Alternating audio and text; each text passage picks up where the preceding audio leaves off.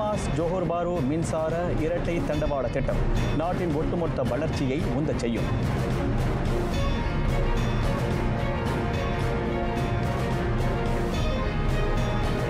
Thailand கம்போடிய எல்லை பதற்றம், நடப்பில் உள்ள அமைதி ஒப்பந்தத்தை பின்பற்ற மலேசியா வலியுறுத்தல்.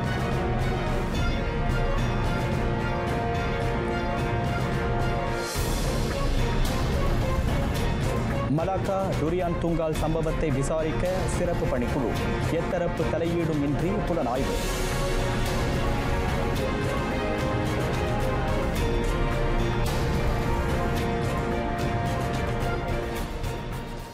வணக்கம், சலாம் மலேசிய மடானி. ஆர்த்தியம் தமிழ் செய்திகள் உங்களுக்காக. உங்களுடன் நான் ஹரிஹரன் சண்முகநாதன். கம்போடியா தாய்லாந்து எல்லையில் நீடிக்கும் பதற்றத்திற்கு முற்றுப்புள்ளி வைக்க தொடர் முனைப்புகள் அவசியம் என மலேசியா வலியுறுத்தியுள்ளது. பிரதமர் டத்தோஸ்ரீ அன்வார் இப்ராஹிமின் நிலைப்பாட்டிற்கு இணங்க அவ்விரு அண்டை நாடுகளும் பிணக்குகளை கலந்துரையாடல் வழி அமைதியான சுமூகமான முறையில் தீர்க்க கடப்பாடு கொண்டிருப்பதாக துணை பிரதமர் Datuk Seri doctor Ahmad Zahid Hamidi மேற்கோள் காட்டினார். தாய்லாந்தும் கம்போடியாவும் நடப்பில் உள்ள சண்டை நிறுத்த ஒப்பந்தத்தை தொடர்ந்து பின்பற்ற வேண்டும் என்பதை மலேசியா விரும்புகிறது. அவ்விரு அண்டை நாடுகளின் விவகாரத்தில் தலையிட மலேசியாவிற்கு நோக்கமில்லை. எனினும் தென்கிழக்காசிய வட்டாரத்தில் அமைதியும் வளப்பமும் ஓங்க வேண்டும் என்பதே கோலாலம்பூரின் அவா என டத்தோஸ்ரீ டாக்டர் அஹமத் ஜாஹிட் குறிப்பிட்டார். தாய்லாந்துக்கு 3 நாள் அலுவல் பயணம் மேற்கொண்டிருக்கும் துணை பிரதமர் முன்னதாக அந்நாட்டு பிரதமர் அனுதின் சான்விராகுலை மரியாதை நிமித்தம் சந்தித்தார்.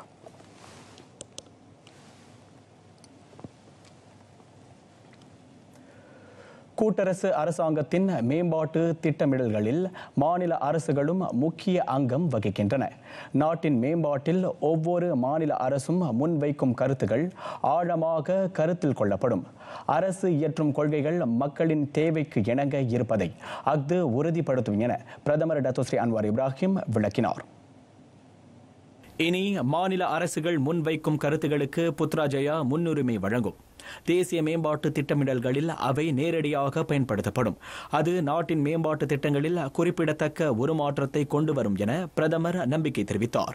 கூட்டரசு மற்றும் மாநில அரசுகளுக்கு இடையிலான ஒத்துழைப்பு ஆக்ககர பலனை ஈட்டித்தரும் என்பதற்கு ஜோஹர் சான்று பகர்கிறது.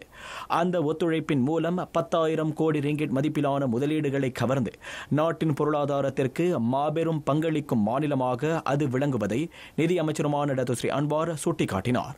இதனிடையே கோலாலம்பூர் ஜோஹர் பாரு இடையிலான ETS ரயில் சேவை வேலை வாய்ப்புகள், குடியிருப்பு, வர்த்தக பகுதிகள், பல்வேறு பொது வசதிகள் போன்ற அம்சங்களை கருத்தில் கொண்டு உள்ளூர் பொருளாதாரத்தை வலுப்படுத்தும் வகையில் மேம்படுத்தப்படும் என்ற உத்தரவாதத்தை பிரதமர் வழங்கினார்.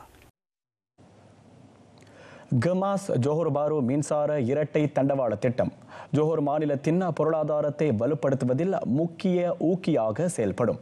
மேலும் நாட்டின் ஒட்டுமொத்த வளர்ச்சியையும் உந்தச் செய்யும் என பிரதமர் டத்தோஸ்ரீ அன்வார் இப்ராஹிம் வலியுறுத்தினார்.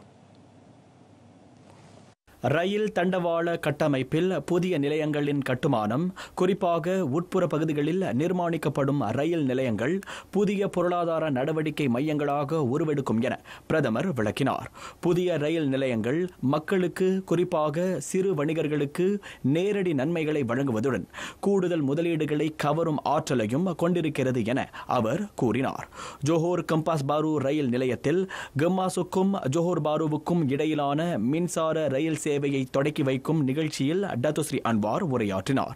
ஜோஹர் இடைக்கால ஆட்சியாளர் துங்கு மகோதா இஸ்மாயில் அந்நிகழ்வை நிறைவு செய்து வைத்தார். கமாஸ் ஜோஹர் பாருவுக்கு இடையிலான இரட்டை மின்சார ரயில் தண்டவாள திட்டம் சுற்று வட்டார மக்களுக்கும் ஆக்கப்பூர்வ பொருளாதார தாக்கங்களை ஏற்படுத்தும். குறிப்பாக இதனால் அதிகமான வேலை வாய்ப்புகள் உருவாகும் என போக்குவரத்து அமைச்சர் ஆந்தனிலோ கூறினார்.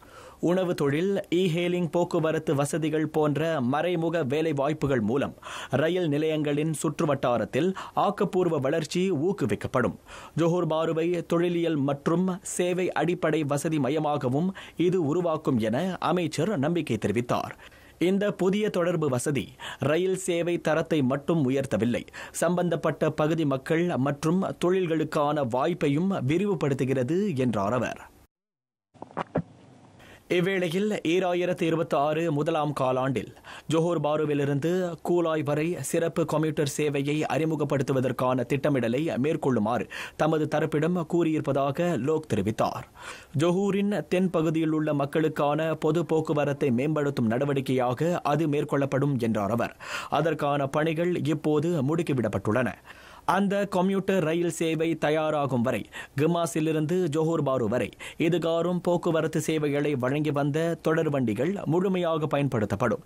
இந்நிலையில் ஜோஹூரில் மேற்கொள்ளப்படும் ART தானியங்கி துரித ரயில் சேவை திட்டம் குறித்து வினவிய போது அதற்கு ஒப்புதல் வழங்குவது பற்றி கலந்தாலோசிக்கப்பட்டு விரைவில் முடிவெடுக்கப்படும் என லோக் குறிப்பிட்டார்.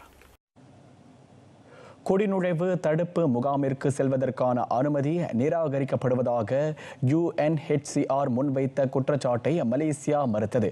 அதனை நிர்வகிப்பதில் மலேசியா கொண்டிருக்கும் கடப்பாடு தவறாக சித்தரிக்கப்படுவதை தவிர்க்க நியூயார்க் டைம்ஸின் அடிப்படையற்ற சாடல் சரி செய்யப்பட வேண்டும் என உள்துறை அமைச்சர் Datuk Seri Saifuddin நசித்யோன் Ismail சூளுரைத்தார்.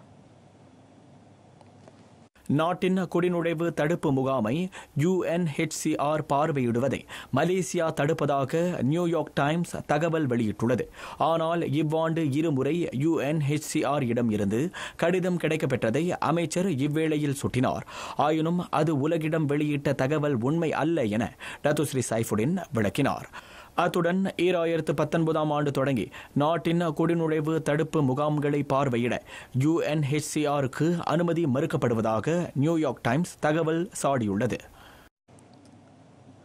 Malacca durian துங்காலில் கடந்த நவம்பர் 24ஆம் தேதி 3 ஆடவர்கள் சுட்டுக் கொல்லப்பட்ட சம்பவம். அது தொடர்பில் சிறப்பு பணிக்குழு ஒன்று அமைக்கப்பட்டுள்ளதாக புக்கிட் அமான் குற்றப்புலனாய்வுத்துறை தெரிவித்தது. சட்ட விதிகளுக்கு கட்டுப்பட்டு புலனாய்வு மேற்கொள்ளப்படும் அதே வேளை அதில் தமது தரப்பின் தலையீடு இருக்காது என டத்தோஸ்ரீ சைஃபுடின் நசுத்யோன் இஸ்மாயில் உறுதியளித்தார். உயிரிழந்தோரின் குடும்ப உறுப்பினர்களின் வாக்குமூலங்களை வழக்கறிஞர்கள் மூலம் தொடர்புடைய சிறப்பு விசாரணை குழு பதிவு செய்யும். பின்னர் தொடர்புடைய போலீசார் மீதும் புலனாய்வு மேற்கொள்ளப்படும் என டத்தோஸ்ரீ சைஃபுடின் விவரித்தார். விசாரணை வெளிப்படை தன்மையுடன் மேற்கொள்ளப்படுவதை உறுதி செய்ய இது அவசியம் என்றார் அவர். மேலும் இந்த புலனாய்வில் எத்தரப்பின் தலையீடும் இருக்காது என டத்தோஸ்ரீ சைஃபுடின் மீண்டும் உறுதி கூறினார். இந்திரா காந்தியின் மகளை தேடும் பணியில் அரசு மலேசிய போலீஸ் படை முழு ஒத்துழைப்பை வழங்கும். நீதிமன்றத்தின் உத்தரவுக்கும் சட்ட விதிகளுக்கு உட்பட்ட நடவடிக்கை அதுவென தேசிய போலீஸ் படை தலைவர் டத்தோஸ்ரீ முகமது காலித் இஸ்மாயில் தெரிவித்தார். பெறப்படும் ஒவ்வொரு தகவலும் நேர்த்தியாக விசாரிக்கப்படுவதோடு நடப்பில் இருக்கும் செயல்முறையின்படி நடவடிக்கை எடுக்கப்படும் என டத்தோஸ்ரீ முகமது காலித் குறிப்பிட்டார். இந்திரா காந்தியின் மகளை பற்றி தகவல் அறிந்தவர்கள் அதனை போலீசாரிடம் தெரிவிக்குமாறு பொதுமக்களை அவர் கேட்டுக்கொண்டார். முன்னதாக கடந்த புதன்கிழமை பிரதமர் துறையின் சட்டக்கழக மறுமலர்ச்சிக்கான துணை அமைச்சர் M. குலசேகரன், சமூக ஆர்வலர் அருண் டொரசாமி, இந்திரா காந்தி மற்றும் அவரின் 2 பிள்ளைகள் ஆகியோர் டத்தோஸ்ரீ முகமது காலிட்டை சென்று சந்தித்தனர். இலக்கவியல் பாதுகாப்பில் நாடு புதிய சகாப்தத்தை நோக்கி நகர்கிறது. 2024 இணைய பாதுகாப்பு சட்டத்தின் கீழ் இணைய மோசடி, சிறாரை உட்படுத்திய குற்ற செயல்கள், இணைய பகடி, பொய் செய்தி பரவல் போன்றவற்றை கையாள மலேசிய தொடர்பு பல்லூடக ஆணையத்துக்கு அதிகாரம் வழங்கப்படுகிறது. முன்னதாக இணையம் எனும் மாய உலகில் நிகழும் குற்ற செயல்களை களைய போதிய விதிகளும் சட்டங்களும் இல்லை. 2024 அறிமுகம் கண்ட ஆன்சா சட்டத்தின் வழி இணைய பாதுகாப்பை உறுதி செய்ய முடிகிறது. அந்த சட்டத்தை கட்டம் கட்டமாக செயல்படுத்துதல் மற்றும் பொது விழிப்புணர்வு திட்டங்கள் வாயிலாக நாடு இலக்கவியல் பாதுகாப்பை வலுப்படுத்துவதாக நிபுணர்கள் கருதுகின்றனர். நிலையான செயலாக்கமும் சமூக விழிப்புணர்வும் மலேசியாவை இலக்கவியல் சட்ட அமலாக்கத்தின் சரியான தடத்தில் பயணிக்க வைத்துள்ளன. நடப்பில் உள்ள ஆன்சா இணைய பாதுகாப்பு ஒழுங்குமுறைகள் அனைத்துலக தரத்துக்கு ஈடாக அமைந்துள்ளது. நிம்மதி பெருமூச்சு விடுகின்றனர் சிறு வணிகர்கள். மின் சிட்டை முறைமை குறித்து அரசு அறிவித்த தளர்வு குறு சிறு நடுத்தர தொழில் முனைவோரின் சுமையை குறைத்துள்ளது. இன்வாய்ஸ் செயலாக்கத்துக்கு தங்களை தயார்படுத்திக் கொள்ள போதுமான கால அவகாசத்தையும் அது வழங்குவதாக வியாபாரிகள் கருதுகின்றனர். அடுத்த ஆண்டு தொடங்கி மின் சிட்டை முறைமையின் விலக்குக்கான வரம்பு ஆண்டுக்கு 5 லட்சம் ரிங்கிட்டிலிருந்து 10 லட்சம் ரிங்கிட்டாக உயர்த்தப்படுகிறது. அதனால் இன்வாய்ஸ் செயலாக்கத்துக்கு உடனடியாக மாற வேண்டிய கட்டாய சூழலிலிருந்து சிறு வணிகர்களுக்கு தளர்வு அளிக்கப்பட்டுள்ளது. அதோடு வரி விலை பட்டியலின் தரவுகளை குறிப்பிட்ட மென்பொருளில் இற்றைப்படுத்தவும் அதன் நுட்ப கூறுகளின் அவசியத்தை புரிந்து கொள்ளவும் அவர்களுக்கு போதிய அவகாசம் வழங்கப்பட்டுள்ளது. வணிகர்களுக்கு இந்த அறிவிப்பு பெரும் மனநிறைவை ஏற்படுத்தியிருக்கிறது. இது சின்ன வியாபாரிகளுக்கு கொஞ்சம் நல்ல விஷயம் தான். ஏன்னா இதுக்கு நம்ம இந்த இன்வாய்ஸ் செய்கிறதுக்கே நிறைய ஸ்பெண்ட் பண்ண வேண்டியது இருக்குது இந்த காலகட்டத்தில். அது சிஸ்டம் டவுன்லோட் பண்ணணும், அந்த வேலையாட்களை கூப்பிட்டு அதுக்கு டீச் பண்ணுறதுக்கு ஒரு காசு. ஸோ நிறையா அதை பற்றி சம்மந்தப்பட்டதெல்லாம் இருக்குல்ல. ஸோ சின்ன வியாபாரிங்கன்னா அவங்களே அந்த லாபத்தை நம்ம இது பண்ண முடியாது. ஸோ அவங்க இன்னும் ஸ்பெண்ட் பண்ணுவாங்க. அப்போ அவங்களுக்கு அந்த லாபம் குறையும். இதே பெரிய கம்பெனி அது கொஞ்சம் ஏற்ற குறை இருக்கிறதுனால பிரச்சனை இல்லை. அதனால் அது வர வைக்கலாங்க. ஏன்னா அது இன்கம் டேக்ஸுக்கு அந்த பிளாக் மணிலாம் இது பண்ணாமல் இருக்கிறதுக்கு எல்லாமே அரசாங்கம் கரெக்டாக அந்த இன்வாய்ஸ் மூலயமா எல்லா கணக்கெலாம் பார்க்குறதுனால எல்லாமே இதாக இருக்கும். இந்த கவர்மெண்ட் இது பெட்டராக ஓகேன்னு தோணுது. ஏன்னா சில பேர் சின்ன சின்ன ஸ்மால் பிஸ்னஸ் செய்கிறவங்களுக்கு இது கொஞ்சம் அவங்களுக்கு இது ஒரு ஹெல்ப்ஃபுல்லாக ஒரு ஈஸியாக இருக்கும். ஏன்னா சில பேரில் அந்த டாக்குமெண்ட்ஸ் கலெக்ட் பண்ணுறதுக்கு சில விஷயங்களை அப்டேட் பண்ணுறதுக்கு அது ரொம்ப கஷ்டம். இப்போ கவர்மெண்ட் இதை இப்படி ஏற்றிருக்காங்க அப்படின்னு சொன்னதுக்கு இது ஒரு நல்ல ஒரு வாய்ப்பு. நான் வர வைக்கிறேன். எனக்கு இது போசத்து. ஏன்னா சின்ன சின்ன பிஸ்னஸ் செய்கிறவங்களுக்கு இது கொஞ்சம் உதவியாக இருக்கும். அவங்களுக்கு எல்லாமே ஓகே தான். That is very helpful. அது ஒரு வகையில் அவங்க நம்மளுக்கு சின்ன வியாபாரிகள் ரொம்ப சாய்ஸ் கொடுக்குறாங்க. புண்ணியகான் கட்சிகளுக்கு நல்ல வாய்ஸ் கொடுக்குறாங்க. விலைவாசி பூரா ஏறிக்கிட்டு போகுது. ஸோ விலைவாசி ஏறிக்கிட்டு போட்டோன்னா வியாபாரத்தில் எங்களுக்கு எப்படின்னா பெரும்பாலும் சின்ன கடையை நாங்கள் பர்ச்சேஸ் பண்ணுறது மார்க்கெட்டுக்கு 1500 செலவு பண்ணுறோம். இந்த cost when very high ready. So நாங்கள் பண்ணுற வியாபாரம் not even reaching $1000. Actually we must do minimum 1500 வியாபாரம் பண்ணேன். 1500 பண்ணால் we can go break through இது பண்ணிக்கலாம். அதனால் இப்போ உள்ள சூழ்நிலைமையில் மார்க்கெட் இப்படி இருக்கிறதுனால government have to look into all the small stock. Banyak sangat pendapatan yang ni kan. Lepas tu saya puas hatilah rasanya kerajaan mengumumkan invoice yang kita buat tu lah. Sebab kita yalah kerja meniaga kecil-kecil kan. Kalau meniaga besar tu bolehlah kita meniaga kecil-kecil. Banyak komitmen yang kita nak buat lah. இந்த மாதிரி ஏற்பாடு பயனுள்ளதாக இருக்கும்னு நினைக்கிறேன். இந்த மாதிரி சிறு வியாபாரிகளுக்கு பயனுள்ளதாக இருக்கும்னு நான் நினைக்கிறேன், எதிர்பார்க்குறேன். இதுவும் நல்ல பல சுமைகளை குறைக்கும்னு நினைக்கிறேன். சிறு வியாபாரம் செய்கிறவங்களுக்கு நல்ல வாய்ப்பாக இருக்கும். இதுக்கு முன்னே 5 லட்சமாக இருந்தது, 5 லட்சமாக இருந்தது. இப்போ 10 லட்சமாக ஏற்றிருக்காங்க. இது நான் வரவேற்கிறேன்.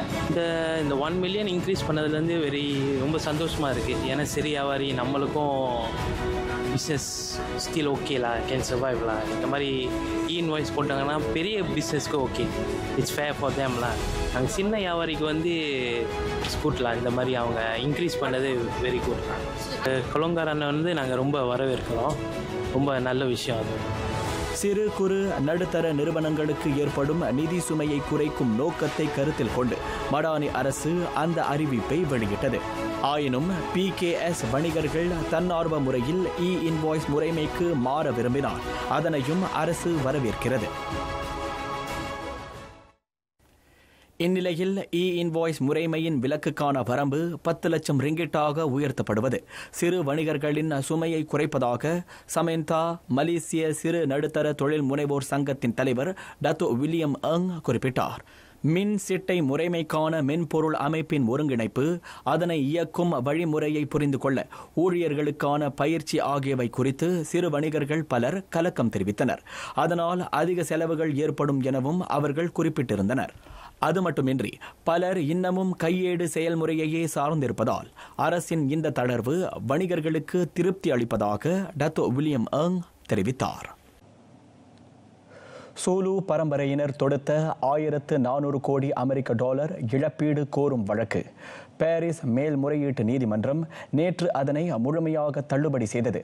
மலேசியாவிற்கு கிட்டிய மாபெரும் வெற்றி என சபா முதல்வர் டத்தோ ஸ்ரீ ஹஜிஜி நோர் வகைப்படுத்தினார். மலேசிய அரசியலமைப்பில் ஒவ்வொரு மாநிலத்தின் இறையாண்மையும் தற்காக்கப்படும் எனும் தீர்க்கமான நிலைப்பாட்டை டத்தோ ஸ்ரீ ஹஜிஜி இன்று மீண்டும் வெளிப்படுத்தினார். இதுபோன்ற போலியான உரிமை கோரல்களை சபா ஒருபோதும் ஆதரிக்காது என்றார் அவர். சபாவின் இறையாண்மையை பாதுகாக்க அயராது முயன்ற மத்திய அரசுக்கு அவர் நன்றியையும் பாராட்டையும் தெரிவித்துக் கொண்டார். இதனிடையே சபா மீது உரிமை கோரும் வழக்கில் மலேசியாவிற்கு கிட்டிய வெற்றி நாட்டின் இறையாண்மைக்கும் சுதந்திரத்திற்கும் வழங்கப்பட்ட சட்டப்பூர்வ அங்கீகாரம் என வழக்கறிஞர் மன்றம் வகைப்படுத்தியது. அனைத்துலக சட்டங்கள் பாகுபாடின்றி செயல்படுகிறதா என எழுந்த கலக்கத்திற்கு பதிலடி கொடுக்கும் வகையில் அந்த தீர்ப்பு அமைந்துள்ளது. அந்த தீர்ப்பு நாட்டிற்கு கிட்டிய வெற்றியாக அமைகிறதென அதன் தலைவர் டத்தோ முகமது எஸ்ரி அப்துல் வாஹாப் தெரிவித்தார். இன்று தமது 80ஆம் ஆண்டு பிறந்த நாளை கொண்டாடுகிறார் ஸ்லாங்கூர் ஆட்சியாளர் சுல்தான் ஷரஃபுடின் இட்ரிஸ் ஷா. அவருக்கு பிரதமர் டத்தோ ஸ்ரீ அன்வார் இப்ராஹிம் தனது நெஞ்சார்ந்த வாழ்த்துக்களை தெரிவித்துக் கொண்டார். சுல்தான் ஷரஃபுடின் மட்டுமின்றி அவரது துணைவியார் தங்கு பெர்மாய்சூரி நூர் அஷிகின் மற்றும் அவர்களது குடும்பத்தினர் அனைவரும் நல்ல ஆரோக்கியத்துடனும் நீண்ட ஆயுளுடனும் செழித்து வாழ தாம் இறைவனை இறைஞ்சுவதாக டத்தோ ஸ்ரீ அன்வார் சொன்னார். பிரதமர் தனது அதிகாரப்படியாக ஃபேஸ்புக் சமூக தளத்தில் அவ்வாறு பதிவிட்டுள்ளார். தொடர்பு அமைச்சர் டத்தோ ஃபாமி ஃபாடேல் இன்று டத்தோ படுகா மக்கோத்தா ஸ்லாங்கூர் விருது வழங்கி சிறப்பிக்கப்பட்டார். ஸ்லாங்கூர் ஆட்சியாளர் சுல்தான் ஷரஃபுடின் இட்ரிஸ் ஷாவின் 80ஆம் ஆண்டு பிறந்த நாளை முன்னிட்டு டத்தோ பட்டத்தை கொண்டு வரும் அந்த DPMS விருது அவருக்கு நல்கப்பட்டது. ஸ்லாங்கூர் ஷா ஆலம் அரண்மனையின் பலாய்ரோங் ஸ்ரீயில் நடைபெற்ற சடங்கின் போது 98 பேருக்கு உயரிய விருதுகளும் பட்டங்களும் வழங்கப்பட்டன. டத்தோ ஃபாஹ்மி மாநில கிராம மேம்பாடு ஒற்றுமை பயனீட்டாளர் ஆட்சிக்குழு உறுப்பினர் டத்தோ ரீசாம் இஸ்மாயில் ஆகியோர் உட்பட 16 பேருக்கு DPMS விருது வழங்கப்பட்டது. விருதுகள் வழங்கும் சடங்கில் சுல்தான் ஷரஃபுடின் இட்ரிஸ் ஷாவுடன் தங்கு பெர்மாய்சூரி நூர் அஷிகின், ராஜா முட தங்கு அமீர் ஷா, அவரின் துணைவியார் டத்தின் படுகா ஸ்ரீ அஃப்ஸா ஃபடினி அப்துல் அசீஸ் ஆகியோரும் கலந்து கொண்டனர். பதக்கங்களும் பட்டங்களும் பெறுவோரின் பெயர் பட்டியலில் சுல்தான் ஷரஃபுடின் புதல்வி தங்கு ஜராஃபினாவின் பெயர் முதலாவதாக இடம்பெற்றிருந்தது.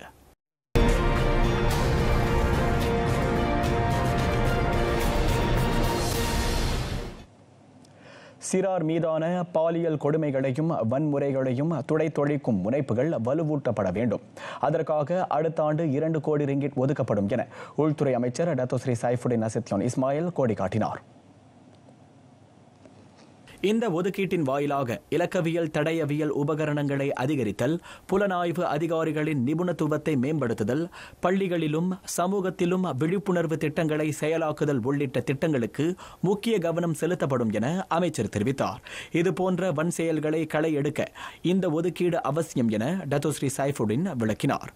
சிறார் மற்றும் பாதுகாவலர் சம்பந்தப்பட்ட வன் செயல்கள் நாளுக்கு நாள் அதிகரிப்பது கலக்கமளிப்பதாக அவர் தெரிவித்தார். நாட்டில் கடந்த 2021 முதல் இவ்வாண்டு நவம்பர் வரை 479 வன்கொடுமை சம்பவங்களும் 3042 பாலியல் தொந்தரவு சம்பவங்களும் பதிவு செய்யப்பட்டுள்ளதையும் டத்தோ ஸ்ரீ சைஃபுடின் நசித்யோன் இவ்வேளையில் சுட்டினார். பூடி 95 திட்டத்தின் கீழ் 300 லிட்டர் வரையில் ரான் 95 பெட்ரோலை நிரப்புவோருக்கு லிட்டருக்கு 1 ரிங்கிட் 99 சென்ட் உதவித்தொகை தொடரப்படும்.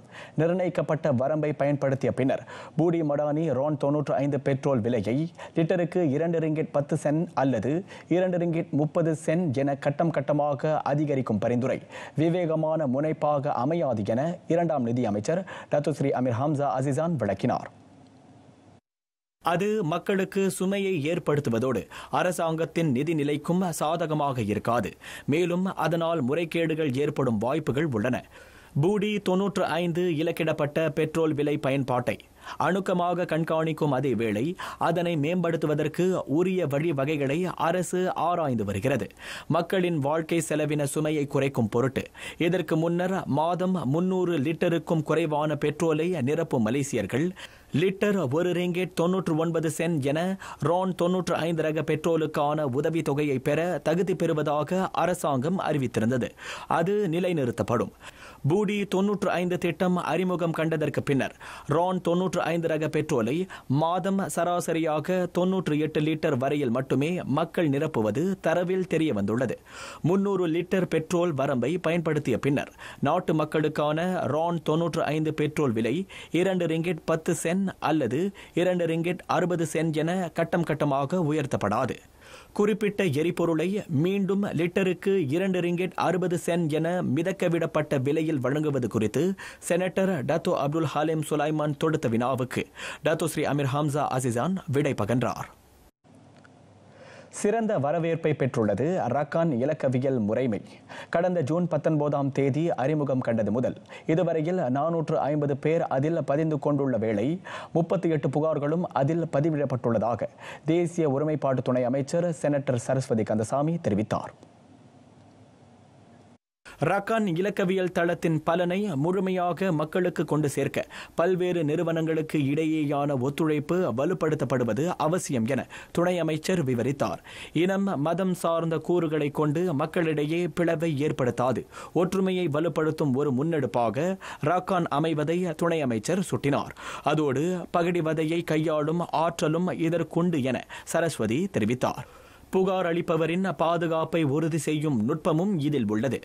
அது மட்டுமின்றி உடனடி தலையீடு தேவைப்படும் சம்பவங்கள் குறித்த தகவல்கள் ரக்கான் தளத்தில் அமைக்கப்பட்டுள்ளன.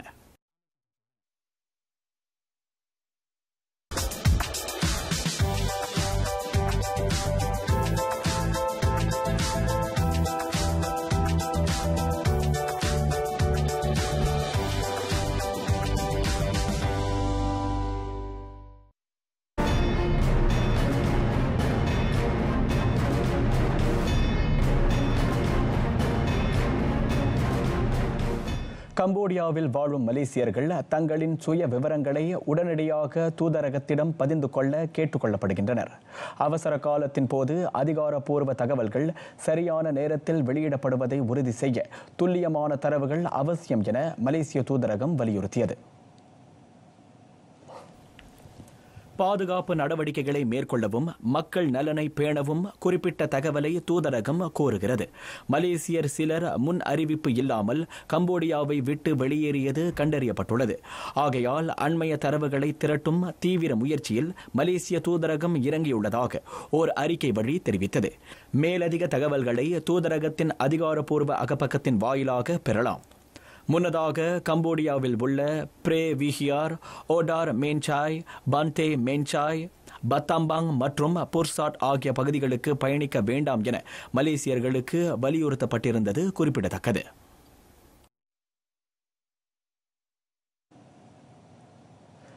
தாய்லாந்து கம்போடியா எல்லை பதற்றத்தை தொடர்ந்து சுற்று வட்டாரத்தில் உள்ள 1168 பள்ளிகள் தற்காலிகமாக மூடப்பட்டன.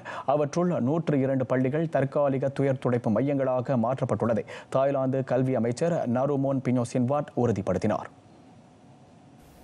கடந்த ஞாயிற்றுக்கிழமை தொடங்கிய ஆயுத மோதல் தொடர்ந்து மோசமடைந்து வரும் நிலையில் இரு நாட்டு எல்லை பகுதிகளிலும் இந்த பதற்றம் இன்னும் விரிவடையலாம் என அஞ்சப்படுகிறது. மாணாக்கர், ஆசிரியர்கள், பணியாளர்கள் என மக்களின் பாதுகாப்பை முன்னிறுத்தி இன்னும் அதிக பள்ளிகள் தற்காலிகமாக மூட உத்தரவிடப்பட்டுள்ளது. அதேவேளை பாதிப்பு ஏற்பட சாத்தியமற்ற பகுதிகளில் உள்ள பள்ளிகள் துயர் துடைப்பு மையங்களாக மாற்றப்பட்டுள்ளன. தொடர்புடைய மையங்களில் அடிப்படை வசதிகள் அமைக்க உதவும் வகையில் தன்னார்வ அடிப்படையில் மாணவர்களை அனுப்ப தொழில்திறன் கல்வி ஆணையம் உத்தரவிட்டுள்ளது. துயரத்தில் முடிந்த குடும்ப கொண்டாட்டம். மொரோக்கா ஃபேஸ் நகரில் 4 மாடிகளை கொண்ட 2 குடியிருப்பு கட்டடங்கள் இடிந்து விழுந்ததில் 22 பேர் உயிரிழந்தனர். மேலும் 16 பேர் காயங்களுக்கு இலக்கான வேளை இடிபாடுகளுக்கிடையில் சிக்கிக் கொண்டிருப்பவர்களை தேடி மீட்கும் நடவடிக்கை தொடரப்படுகிறது. பலியானவர்களில் பெண்களும் சிறாரும் அடங்குவர். சம்பவத்தின் போது ஒரு கட்டடத்தில் குடும்ப நிகழ்வுக்காக உறவினர்கள் கூடியிருந்த வேளை மற்றொன்று காலியாக இருந்தது உறுதிப்படுத்தப்பட்டது. அந்த பகுதியில் 2 மாடி கட்டடங்களை நிர்மாணிக்க மட்டுமே அரசு அனுமதிக்கும் நிலையில் இடிந்து விழுந்த கட்டடங்கள் 4 மாடிகளுடன் நிர்மாணிக்கப்பட்டிருந்ததை அதிகார தரப்பு சுட்டியது. சம்பவத்திற்கான உண்மை காரணம் குறித்து புலனாய்வு மேற்கொள்ளப்படுகிறது. மேலும் இந்த 2 கட்டடங்களும் கடந்த 2006 நிர்மாணிக்கப்பட்டதாக பூர்வாங்க முதற்கட்ட விசாரணையில் தெரியவந்தது. கடந்த 2014 மேற்கு நகரமான காசாபிளான்காவில் 3 கட்டடங்கள் இடிந்து விழுந்ததில் 23 பேர் உயிரிழந்தனர். வெனிசுவேலா நீர்ப்பகுதியில் மிகப்பெரிய எண்ணெய் கொள்கலன் கப்பலை அமெரிக்கா கைப்பற்றியது. அதனை அதிபர் டொனால்ட் ட்ரம்ப் உறுதிப்படுத்தினார். இதனால் வாஷிங்டனுக்கும் கராகாஸுக்கும் இடையே பதற்றம் மேலோங்கியுள்ளது. துப்பாக்கிகளை ஏந்திய அமெரிக்க ராணுவத்தினர் கப்பலிலிருந்து இறங்கும் காணொளியை அமெரிக்கா வெளியிட்டது. வெனிசுவேலா மற்றும் ஈரானிலிருந்து எண்ணெயை சட்டவிரோதமாக கடத்த தொடர்புடைய கப்பல் பயன்பட்டு வந்ததாக வாஷிங்டன் குற்றம் சாட்டுகிறது. அதேவேளை அமெரிக்காவுடன் சர்ச்சையில் இருக்கும் கியூபாவை நோக்கி அந்த கப்பல் சென்று கொண்டிருந்த போது கடலோர காவல் படையினரால் அது தடுத்து வைக்கப்பட்டதாக அமெரிக்க ஊடகங்கள் தகவல் வெளியிட்டன. போதைப் பொருள் கடத்தும் படகுகளை குறிவைத்து கரேபியன் கடல் பகுதியை அமெரிக்க ராணுவத்தினர் முற்றுகையிட்டிருக்கும் இவ்வேளையில் மற்றொரு அத்துமீறலை ட்ரம்ப் நிர்வாகம் மேற்கொண்டது. எனினும் தம் நாட்டின் எண்ணெய் கையிருப்பை குறிவைத்து வாஷிங்டன் அரங்கேற்றிய நாடகம் இதுவென வெனிசுவேலா அதிபர் நிக்கோலஸ் மடுரோ சாடியுள்ளார். தொடர்ந்து விளையாட்டுச் செய்திகள். வெற்றியாளர் லீக்கில் தோல்வி காணா நிலையை தொடர்கிறது ஆர்சனல். இன்று அதிகாலையில் அரங்கேறிய கிளப் புரூகா அணிக்கு எதிரான ஆட்டத்தில் தி கன்னர்ஸ் 3-0 என வாகை சூடியது. ஆர்சனலுக்கான 3 கோல்களில் 2 நோனி மடுவேகே 25ஆம் மற்றும் 47ஆம் நிமிடங்களில் புகுத்தினார். எஞ்சிய 1 கோலை கேப்ரியல் மார்டினெல்லி 56ஆம் நிமிடத்தில் பெற்று தந்தார். இதுவரையில் களம் கண்ட 6 ஆட்டங்களிலும் 100 விழுக்காட்டு வெற்றியை பதிவு செய்திருக்கும் ஆர்சனல் 18 புள்ளிகளுடன் பட்டியலில் முதலிடம் வகிக்கிறது. இறுதி 16 அணிகளுக்கு இடையிலான சுற்றுக்குள் நுழையும் வாய்ப்பை அது வலுப்படுத்திக் கொண்டுள்ளது.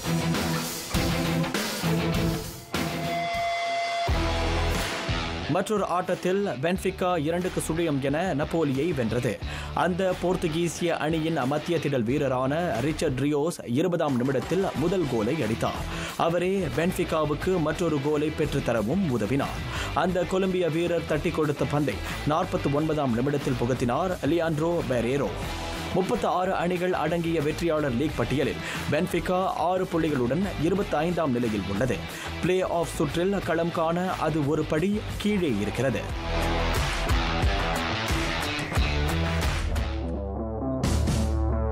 அதன் மற்றொரு ஆட்டத்தில் சிட்டி 2-1 என ரியால் மேட்ரிட்டை வீழ்த்தியது. சிட்டியை தமது சொந்த அரங்கில் வரவேற்ற ரியாலுக்கான ஒரே ஆறுதல் கோலை 28ஆம் நிமிடத்தில் ரோட்ரிகோ புகுத்தினார். 7 நிமிடங்கள் கழித்து சிட்டி அதன் வீரர் நிக்கோ ஓரேலி மூலம் ஆட்டத்தை ஒற்றை கோலில் சமப்படுத்தியது. 43ஆம் நிமிடத்தில் அந்த இங்கிலீஷ் அணிக்கு பெனால்டி அடிக்கும் வாய்ப்பு வாய்த்தது. அதனை கோலாக்கினார் எர்லிங் ஹாலண்ட். நடப்பு பருவத்தில் சிட்டிக்காக களம் கண்ட 21 ஆட்டங்களில் அந்த நோர்வே தாக்குதல் நட்சத்திரம் புகுத்தியிருக்கும் 21ஆம் கோல் அதுவாகும்.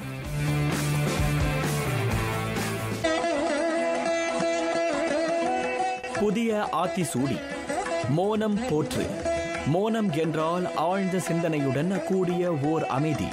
உன்னுடைய வெற்றிக்கு அடிப்படை காரணமே உன் சிந்தனைதான். அந்த ஆற்றலை போற்றுவீர் என அறிவுரைக்கிறார் அமர பாவலர் பாரதி.